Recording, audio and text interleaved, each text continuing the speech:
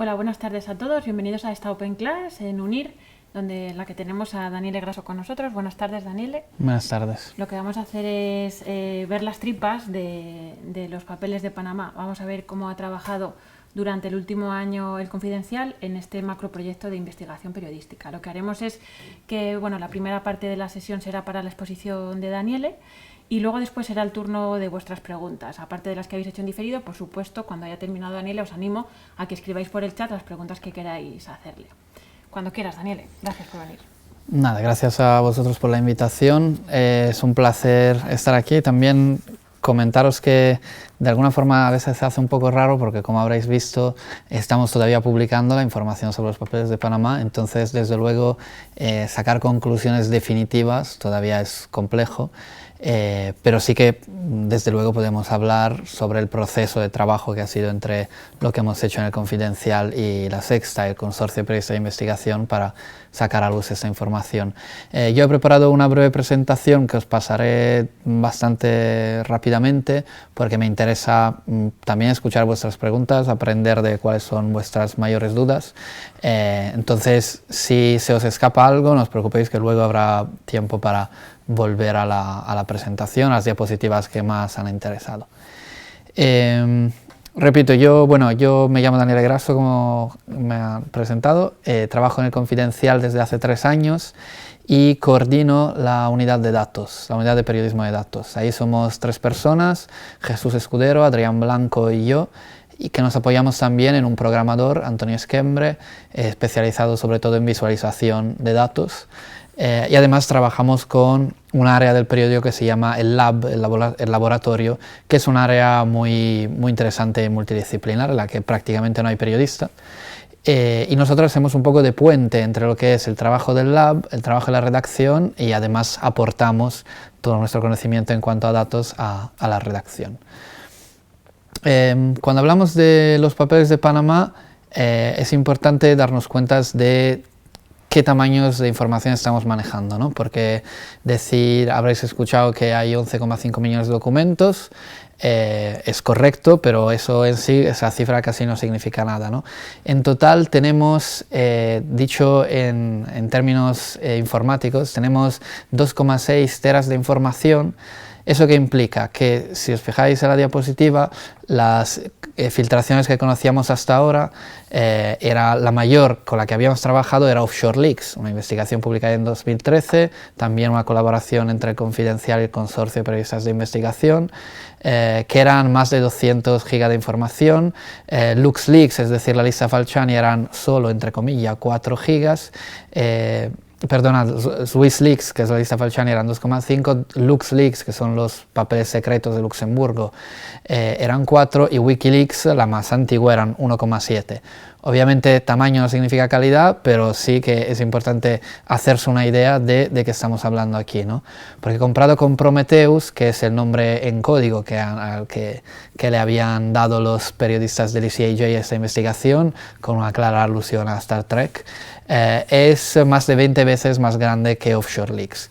Eso también ayuda a entender por qué llevamos un año trabajando y por qué, y sobre esto ya he visto que hay preguntas, o sea que volveremos luego, por qué sería una locura absoluta liberar toda la base de datos.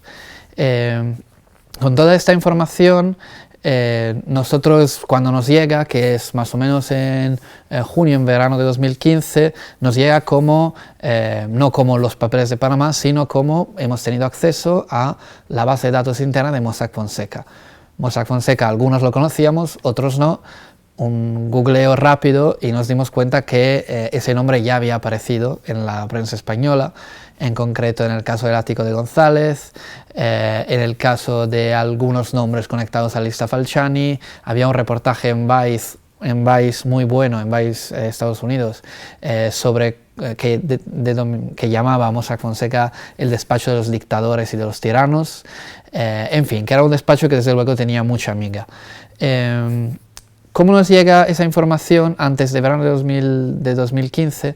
La información al comienzo es muchísimo menor de la que tenemos ahora y llega al Süddeutsche Zeitung, que es un diario alemán de tirada nacional, y llega a 2 periodistas, una fuente anónima, se pone en contacto con ellos y les dice que tiene una información muy relevante, llena de criminales, literalmente dice. No desvela su nombre, dice llamarse John Doe, que es el nombre que se utiliza en Estados Unidos para identificar a una persona anónima, y empieza a pasarle esa información. Es importante destacar que parte de esta información había sido también vendida a las autoridades fiscales alemanas, que la utilizaron para realizar una redada en el Commerzbank, que es el segundo banco alemán, y pues hacer una redada ahí y llegar a investigar hasta 600 clientes del banco que habían utilizado los despachos de Mossack Fonseca en Luxemburgo, porque Mossack Fonseca tiene sede un poco en todo el mundo,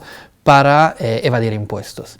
Esa era solo una miguita de los 11 millones de documentos que tenemos ahora, y de hecho el Süddeutsche Zeitung poco a poco va recibiendo cada vez más información, y como ya había colaborado con el CIJ, y también como se dan cuenta de que se trata de algo que no afecta solo a alemanes, sino algo que tiene un alcance global, y además que es muchísima información como para procesarla entre 4 o 5 periodistas, se pone en contacto con el Consorcio Internacional de Periodistas de Investigación.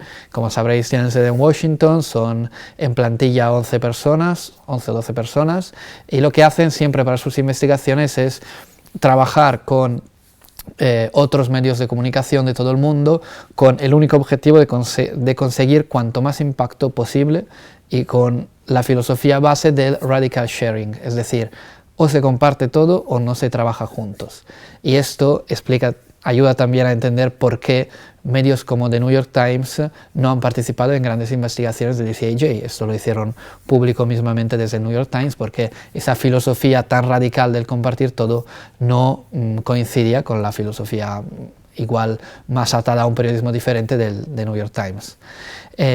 A partir de ahí, el ICIJ hace un trabajo espectacular de organización de la información. Démonos cuenta de que la mitad de la plantilla del ICIJ la conforma la unidad de datos, liderada por la periodista española Mar Cabra. Además, contratan a otros técnicos para estructurar esa información, que no es ni una lista, ni un dataset, ni nada parecido, sino que es literalmente un montón de información en miles de formatos diferentes. Imaginaos que alguien en el lugar donde trabajáis llegara y de alguna forma se llevara toda la información, y ¿qué tendría? Tendría audios, textos, PDFs, correos electrónicos, archivos de todo tipo, de forma totalmente random, organizada según un criterio que él sabrá. Pues eso es lo que nos encontramos nosotros, y con una información que va desde el 1977 hasta diciembre de 2015. La información se comparte entre 320 periodistas, 90 medios y más de 70 países, y colaboramos en todo basándonos básicamente en la colaboración absoluta y en la confianza el uno en el otro. Cuando digo colaboramos en todo, lo digo de forma literal, porque el pantallazo que os he puesto aquí es la plataforma en la que todos los periodistas estábamos trabajando en esto. Se llama iHub, una plataforma montada por el ICIJ a partir de una herramienta que, si no me equivoco, es open source. Y es una especie de Facebook, básicamente, muy parecido, incluso puedes dar like a lo que pone los otros periodistas, en la que todos compartíamos todo. Para que os hagáis una idea, el día que un periodista argentino encontró a Lionel Messi, puso en el iHub delante y a la vista de 300 periodistas: he encontrado a Lionel Messi, tiene esta sociedad, tiene esta otra, esa es su conexión, etcétera, etcétera. Y así con cualquier otro personaje, tanto que meses antes de la publicación ya todos habíamos compartido nuestra idea de plan de publicación y cuáles serían los nombres a los que publicaríamos.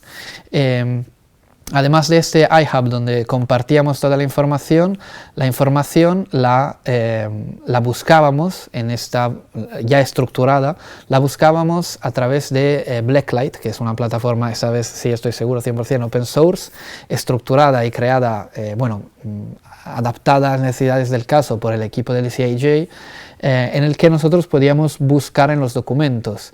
Para que os hagáis una idea, como había muchísimo documento en PDF, en el PDF siempre es complejo buscar, el equipo de CAJ, que es un equipo extraordinario humanamente y profesionalmente, montó 35 servidores en la nube de Amazon, bueno, entre 30 y 40, no exactamente 35, porque dependía de la potencia que necesitaban, para procesar con un OCR, que es un mecanismo para reconocer y pasar a texto los PDF, todos los millones de documentos PDF. De esta forma, cuando nosotros pusimos en el buscador Borbón, nos apareció Pilar de Borbón. Después buscamos Pilar de Borbón y nos aparecieron todos los documentos relativos a Pilar de Borbón.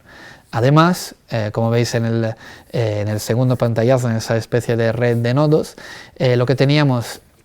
lo que tuvimos es acceso a las relaciones entre las sociedades, es decir, si una persona era accionista de una sociedad, yo metiendo su nombre en ese programa, que se llama Linkurious, podía ver con qué sociedades esa persona estaba conectada y con qué sociedades estaba conectada, etcétera, etcétera, hasta encontrar toda la red. Entonces eso, de hecho, es muy parecido a lo que a comienzos de mayo se publicará, porque se hará pública, como ya se ha dicho, la base de datos de esta investigación, en la que cualquiera no se podrá tener acceso a los documentos en sí, pero sí a las relaciones de sociedades-empresas.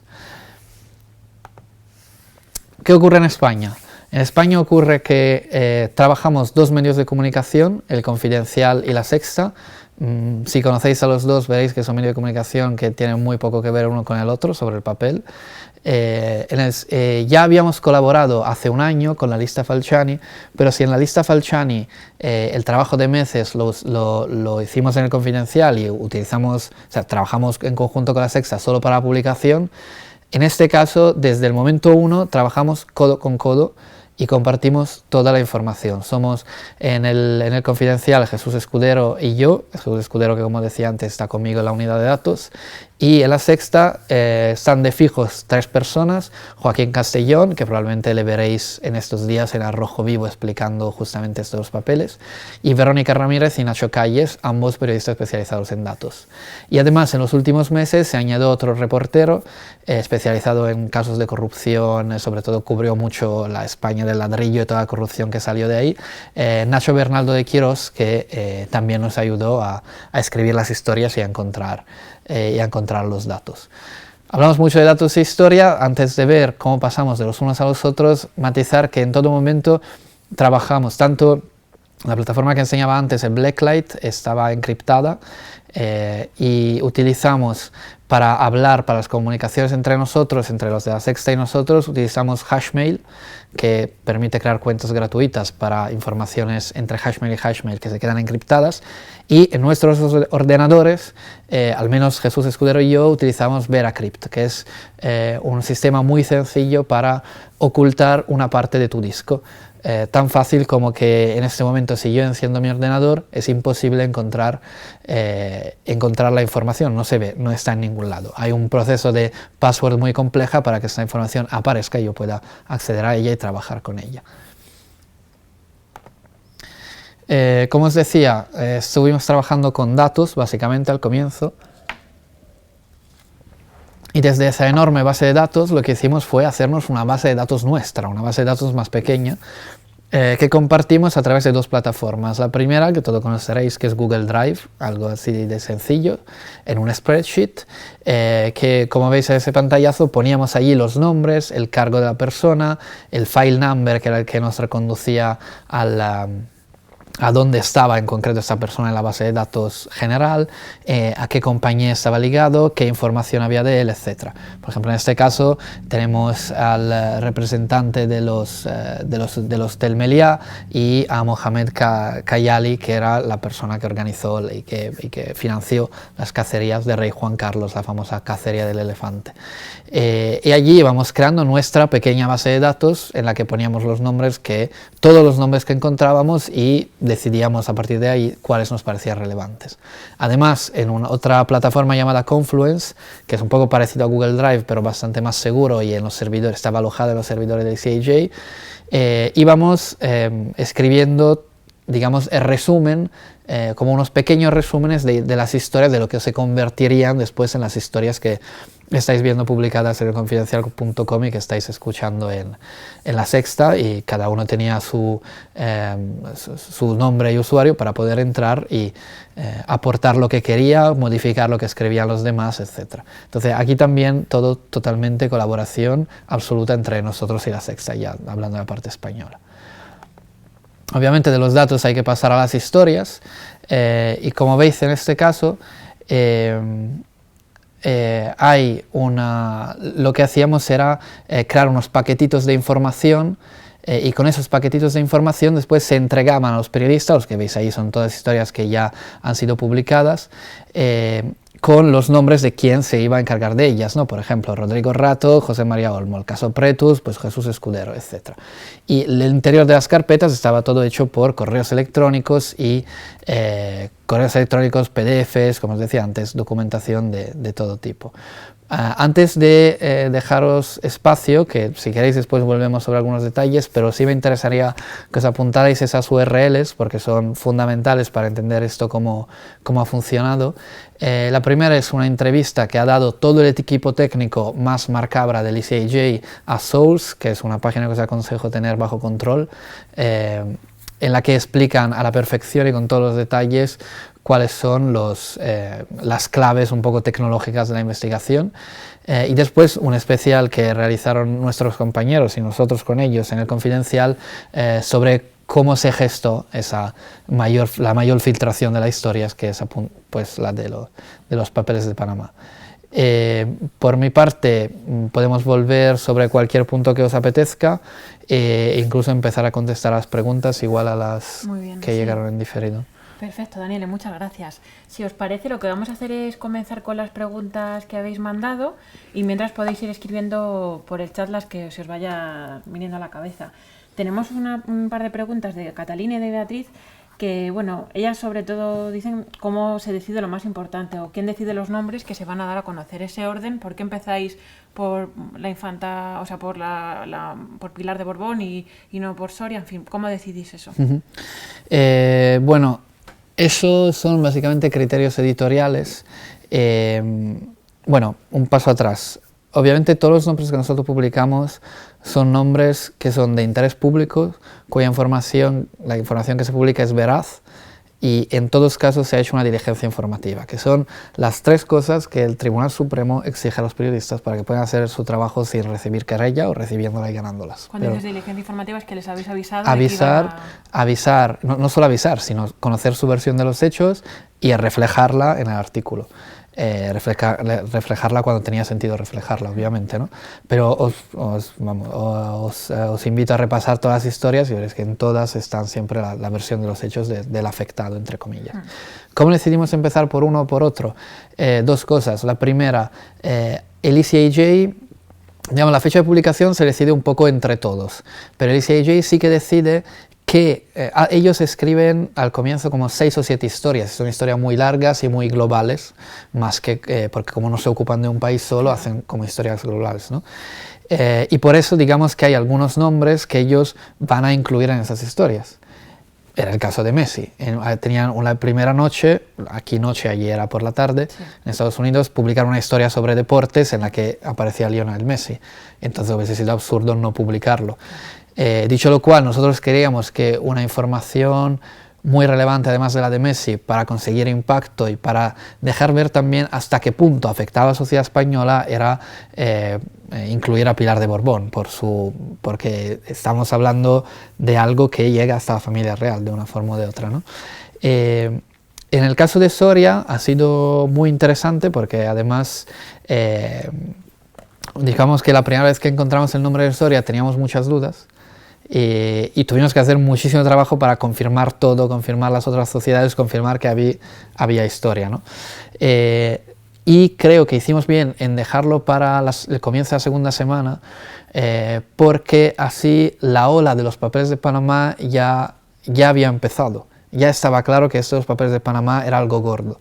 Salir la primera noche y esperar que a la vez la gente entienda lo que son los papeles, bueno, la gente, el público, entienda lo que son los papeles y lo que hace Soria allí. Entonces, hemos casi creado el terreno antes de sacar el nombre de Soria, que después visto lo visto, nos salió bastante bien la jugada.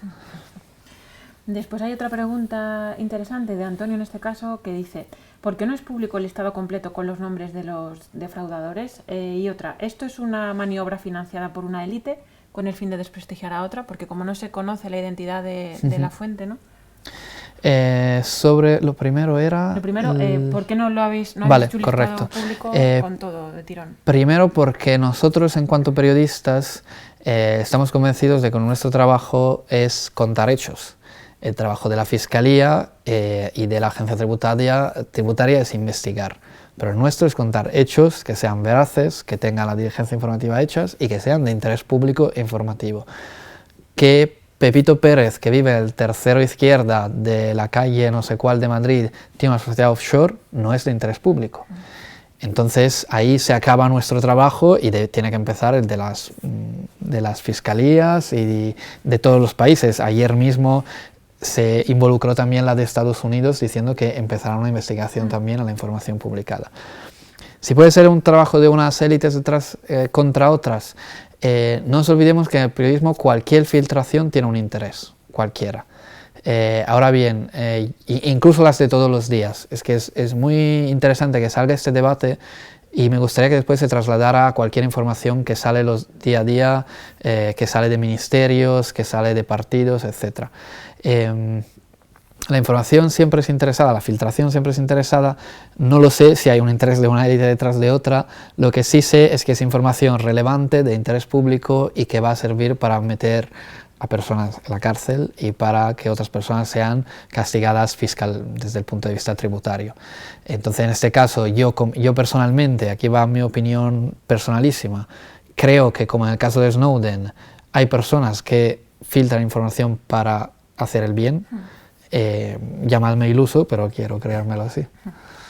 Y en cualquier caso hacéis vuestro trabajo, ya está. Claro, nosotros lo que hacemos es exactamente nuestro trabajo, publicar información de interés público y no la que es de interés público.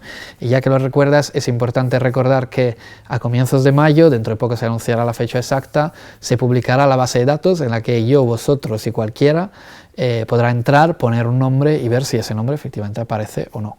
Entera. Lo que se publicará serán nombres y relación de sociedades, sociedades con las personas que son beneficiarios y accionistas de esas sociedades. No se publicarán los documentos, pero sí se publicarán las personas. Y eso servirá a los periodistas para hacer historias y a las fiscalías mismamente para investigar. ¿Y esto lo publicará el consorcio o los medios también? No, también los medios, vale. Sí. O sea, estará en una web del consorcio, pero después todos nos haremos eco. Muy bien. Raquel comenta: en el plan de publicaciones, ¿cómo os coordinasteis ambos medios en la entrega de la información? Pues fue más fácil de lo que pensábamos. Ya habíamos hecho una coordinación parecida junto a La Sexta cuando Arista Falciani, y en este caso pues fue sentarnos varias veces, porque al comienzo hicimos unos, después empiezas a tirar más del hilo del nombre que has encontrado y ves que sale que esa historia tampoco es tan interesante, entonces igual ya no la publicas ese día, la dejas pasar más tiempo, en fin, pero ha sido tremendamente fácil trabajar codo con La Sexta desde el comienzo. Y coordinación absoluta, ¿no? A la hora de decir... Coordinación absoluta, de hecho incluso yo creo que eso no salga de aquí, pero creo que la clave ha sido que en la coordinación no estaban los jefes, la hicimos los periodistas que estaban trabajando, los jefes han entrado a posteriori, entonces... Claro. Y luego también tenemos aquí otra pregunta interesante de Hugo que comenta, te pregunta: ¿tú crees que marcarán los Panama Papers un nuevo modelo de trabajo, interrelación entre los medios de comunicación del mundo, o va a ser algo aislado y puntual que se tendrá? Vuelvo a recordar el caso de la lista Falciani, el caso de los papeles de Luxemburgo. En ambos casos sí que ya se empezó a colaborar. En la lista Falciani ya había más de 100 periodistas, en este caso la cosa es ya masiva y más de 300. Yo creo que no es esta investigación u otra, sino que es el ECIJ y su forma de trabajar lo que está dejando ver que el periodismo de mañana será colaborativo o no será. Nosotros además, yo tuve la suerte de participar en 2 proyectos a nivel europeo que se llaman The Migrants Files y Generación E, más proyectos basados en periodismo de datos, pero también de colaboración total y absoluta entre medios coordinados para publicar la misma información. el objetivo de quien trabaja así, bueno, o por lo menos quien trabaja así, tiene muy claro que tiene un solo objetivo, el impacto. El impacto que es cambiar leyes, cambiar la sociedad en la que vivimos, etc. Claro. Entonces, si son más medios, pues más impacto. Catalina nos pregunta por el chat, ¿el poder político en España se toma en serio el periodismo de datos? Bueno, ahora Soria parece que sí que se lo toma en serio. Soria se lo toma bastante en serio, pero no lo sé, es una pregunta interesante, ¿no? Yo creo sinceramente que lo importante es que el periodismo de datos o no de datos, eso da absolutamente igual, sea el mismo, se tome en serio a sí mismo y haga de cuarto poder, esté encima de los políticos. Que si los políticos, el error que hizo Soria fue no tomar en serio a los medios y cayó. Entonces, si los medios no toman en serio, si los políticos, no toman en serio a la información seria, rigurosa y veraz que se publica, pues van a tener problemas. Después tenemos otra pregunta, en este caso de Aldo, comenta, ¿deben tener los periodistas de otros medios derecho a los papeles de Panamá, no tanto a la base de datos como a los propios papeles? ¿Tú qué crees? Si tenemos que tener derecho... No, pero los periodistas de otros medios. Ah, de otros medios. Por ahí, como en plan lo que decías de radical sharing, pero con todos los que no estén... Bueno, los que quieren, el ECIJ siempre tiene un correo en su página web y aceptan peticiones de otros medios que quieran sumarse, ¿no? Yo creo que el núcleo duro de los periodistas ya han trabajado mucho esos papeles, pero repito, quien tiene que tomar esa decisión es el ECIJ. Sé que en investigaciones posteriores, anteriores a esta, se han añadido otros medios a posteriori, una vez que ha publicado información, incluso 2 meses después, se les ha dado acceso a la información, a la base de datos, vaya. Y después tenemos otra pregunta de Raquel que dice, ¿crees que el hecho de que hayáis trabajado un medio escrito y un medio televisivo es un gran acierto en la entrega de la información? ¿Lo habéis pensado para complementaros? Nosotros creemos que es un gran acierto a la hora de tener más impacto, porque ellos son más inmediatos, pero tienen más públicos, y la Sexta es más por cómo funciona la televisión, es más inmediata, te da el nombre y te dice a la sociedad y ya va a hablar de Pablo Iglesias, ¿no? Entonces son mucho más inmediatos.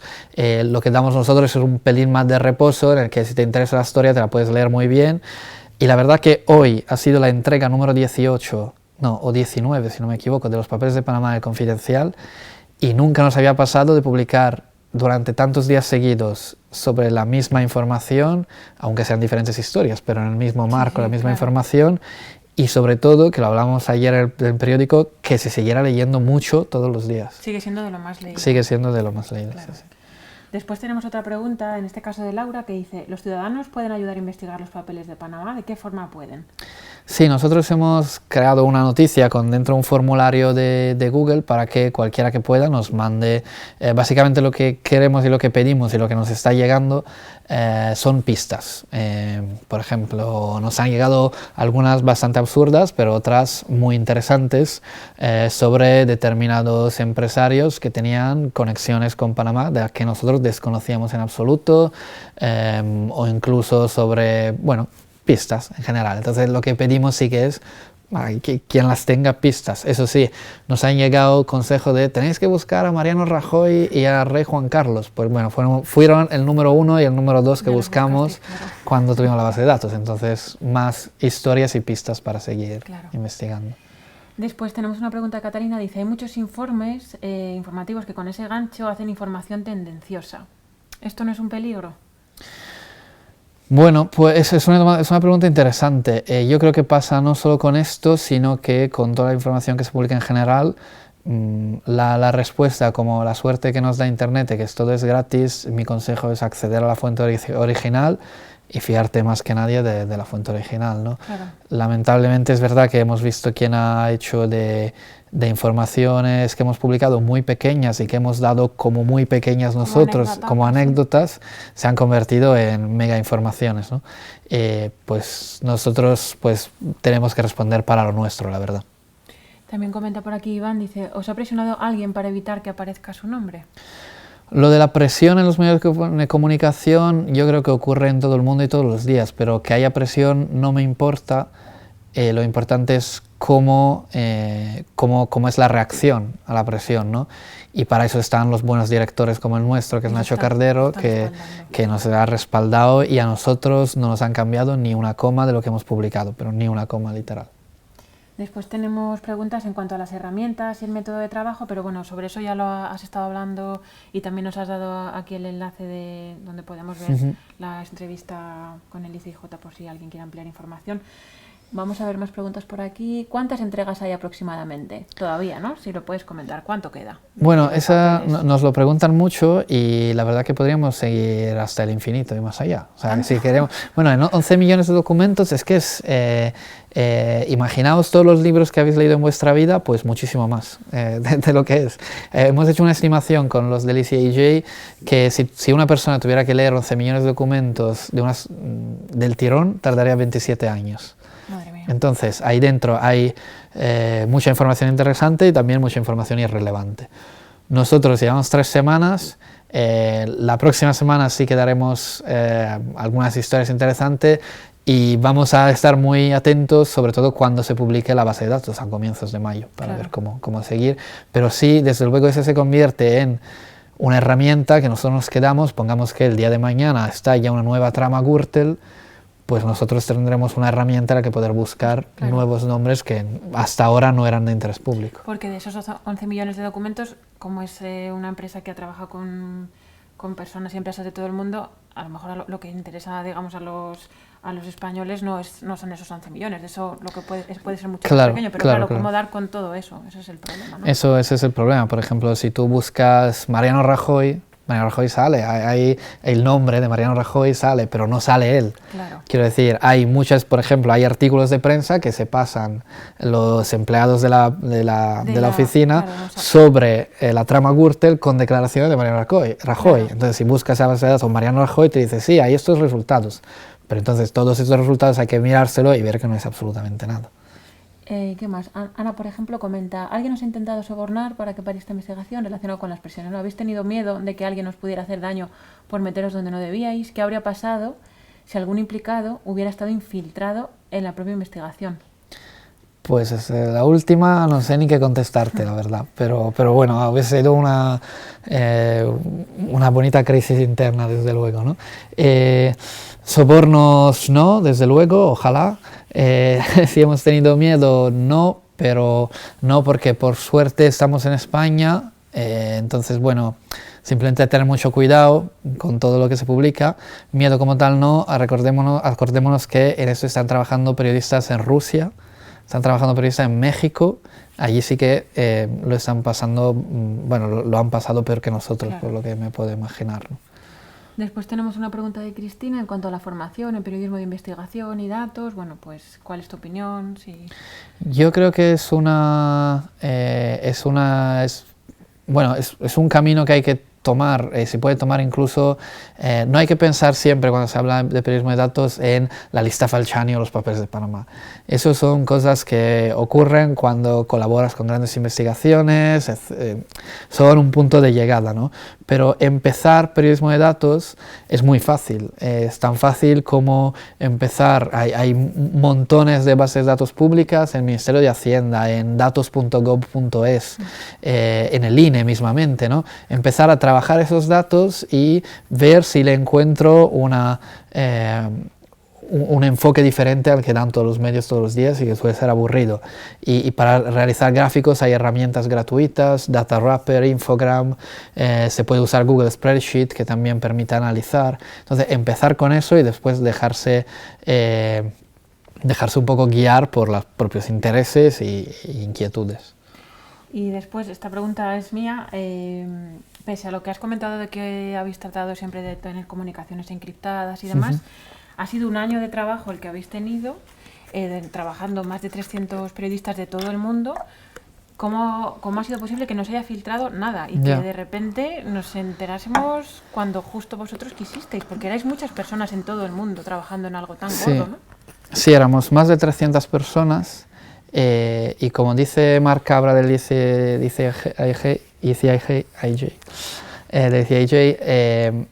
esta investigación nos ha devuelto un poco la fe en el ser humano.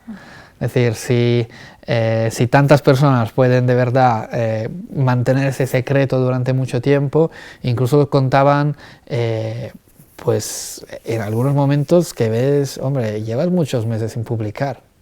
En nuestro caso fue menos porque nosotros hicimos un pequeño parón para las elecciones, Claro. trabajando en la sección de datos era obligado ese parón, pero sí que sé de compañeros de investigación de que, pues, oye, que lleva 6 meses sin firmar un artículo. Porque, claro, dentro de Y vuestra dentro propia de nuestra redacción, redacción, obviamente, ¿lo no sabéis lo vosotros, sabíamos vuestro jefe? nuestro jefe hasta un mes antes de la publicación, cuando nos reunimos con los reporteros que habrían trabajado las historias, les dimos esos paquetitos de información y ellos las trabajaron y ya supieron todos lo que estaba pasando. Tengamos en cuenta incluso además que muchos de los afectados fueron contactados más de un mes antes de la publicación. Para darles tiempo. Claro, para darles tiempos para de tener una respuesta. Claro, Sí. como Almodóvar y demás, ¿no? Sí.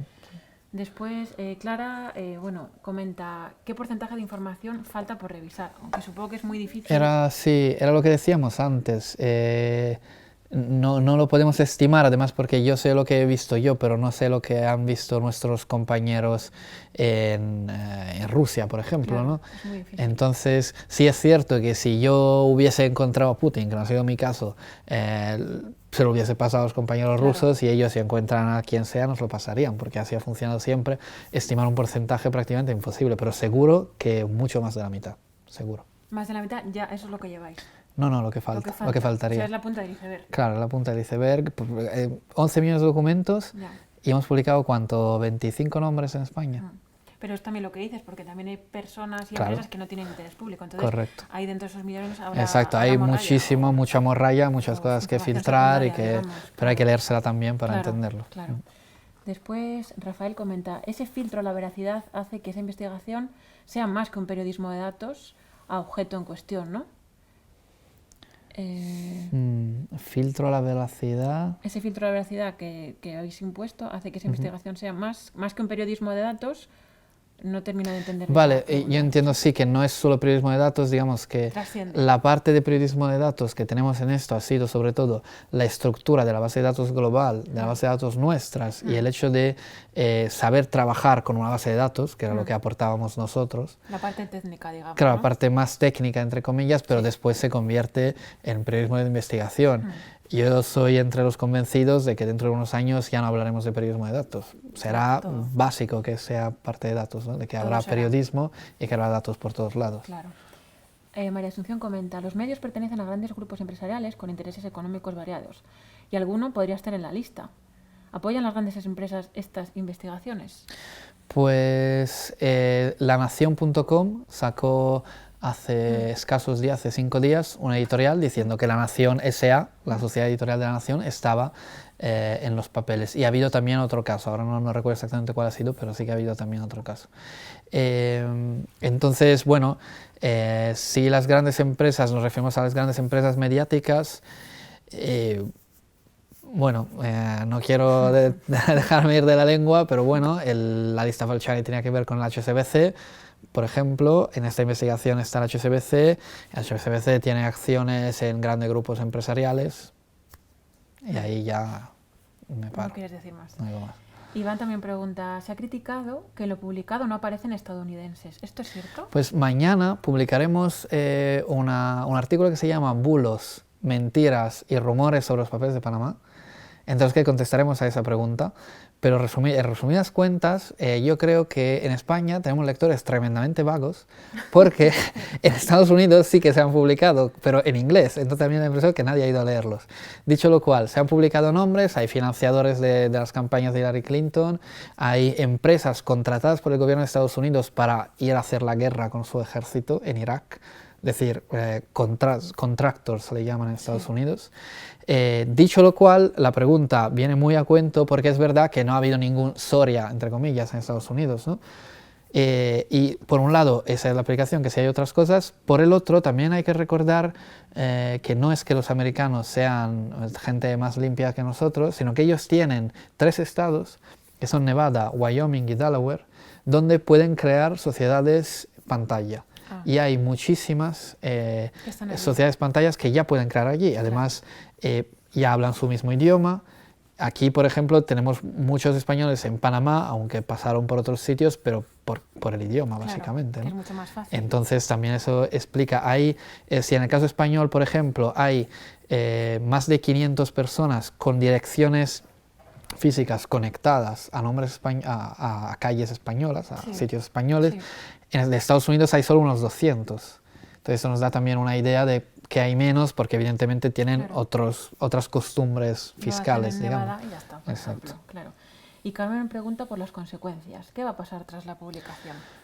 Pues buena pregunta. La verdad que es que lo que esperamos nosotros es que haya impacto, que impacto significa que cambien leyes. Lo que ocurrió después de los papeles de Luxemburgo fue que se empezaron a realizar investigaciones sobre grandes multinacionales y sus impuestos en Luxemburgo, pagados a través de Luxemburgo. Yo espero que haya un movimiento por fin claro en cuanto a el hecho de que no puede haber estados que viven de ocultar beneficiarios de empresas opacas. Obviamente no va a ser tan fácil porque tiene que ser un esfuerzo global. Lo que nos están enseñando los papeles de Panamá es justamente que esos paraísos fiscales no es cosa de un país, sino que va mucho más allá y trasciende fronteras. Desde luego. Y bueno, tenemos aquí otra pregunta de las que hicisteis en diferido. En este caso, bueno, habla del tema de otros medios, ¿no? Dice José, ante la competitividad de los medios de comunicación por ser los primeros en dar las noticias, ¿con qué grado de dificultad os habéis encontrado para ponerse de acuerdo entre tantos buitres que solo buscan polemizar en vez de informar? Aunque bueno, habéis llevado la batuta al Confidencial y La Sexta. Sí, o sea, nosotros somos los únicos que tienen la información y somos los únicos que la están dando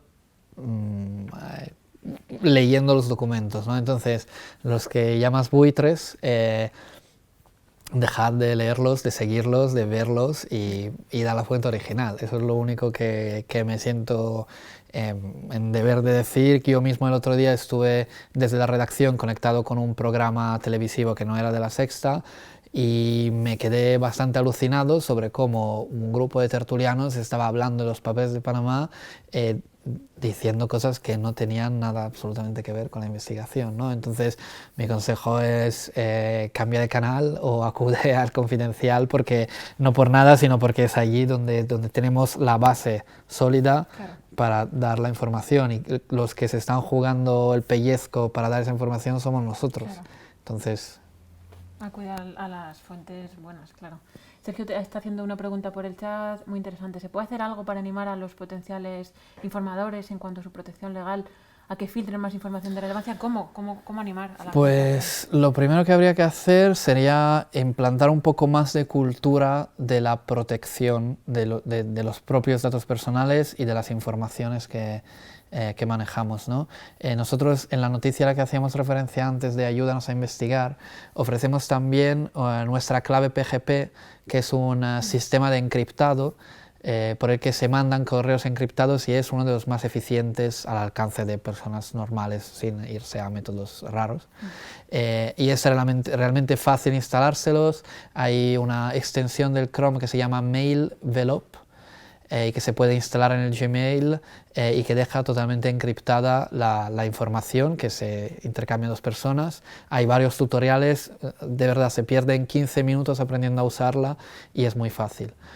Por otra parte, están formas aún más fáciles como Hashmail, el que utilizamos nosotros por cuestiones de practicidad, que sin embargo son encriptados solo entre Hashmail y Hashmail.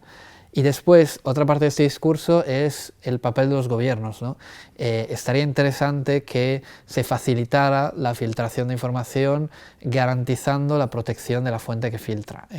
Eso es algo en el que lamentablemente estamos yendo bastante hacia atrás, sobre todo a nivel europeo. O para haceros una idea de lo que ocurre en España las autoridades fiscales no pueden comprar información a filtradores, que no sé si es correcto o no, eso ya lo dejo al debate de quien quiera debatirlo, pero por ejemplo en Alemania sí que pueden comprar esa información, y así fue lo que hicieron en el caso que contaba al comienzo de la redada en el banco que dio con evasores fiscales. Y la última pregunta ya para concluir, ¿qué papel han jugado las redes sociales en todo este proyecto? Pues, a ver, desde luego las redes sociales humanas han jugado un papel fundamental. Y es con eso vuelvo al discurso de la confianza, de la colaboración, las nuevas tecnologías. O sea, esta investigación hace 10 años no se hubiese podido hacer, no por nada, sino porque no estaban las tecnologías tan desarrolladas como las tenemos hoy, como para comunicar entre 300 personas de forma segura, de forma con confianza los unos a los otros, etc. Entonces las redes sociales humanas han funcionado de maravilla. Eso sobre todo durante el momento del trabajo, ¿no? En todo el año de trabajo. En todo el año de trabajo. ¿Y las otras redes Las redes sociales, a partir del 3 de abril que publicamos, pues a mí personalmente, bueno, no sé, he visto muchísimo ruido y muy pocas nueces. Es decir, el otro día se publicó el nombre de Corina.